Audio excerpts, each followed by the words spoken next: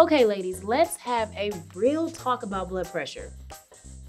Do you monitor yours regularly?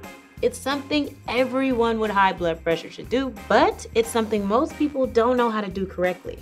Checking your blood pressure regularly will help let you know if you have it under control. It will also help you start to understand which factors are putting you at high risk for stroke and heart attack. Before I get to that though, I just want to stress one thing. If you have high blood pressure, you should talk to your doctor to figure out how frequently you should be checking it at home.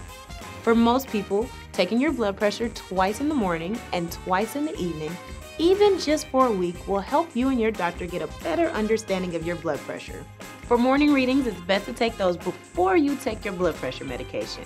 It's also very important to avoid exercise, caffeine, or tobacco at least 30 minutes prior to testing, since those can affect your levels.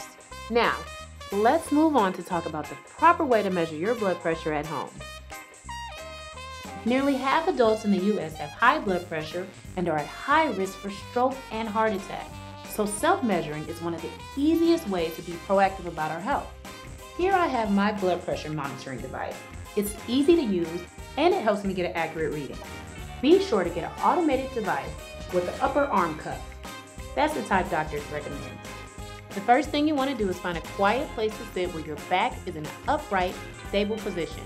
A dining room chair is great. You want to make sure the chair isn't too soft so your body is fully supported. Sit with your feet flat on the floor and don't cross your legs or ankles.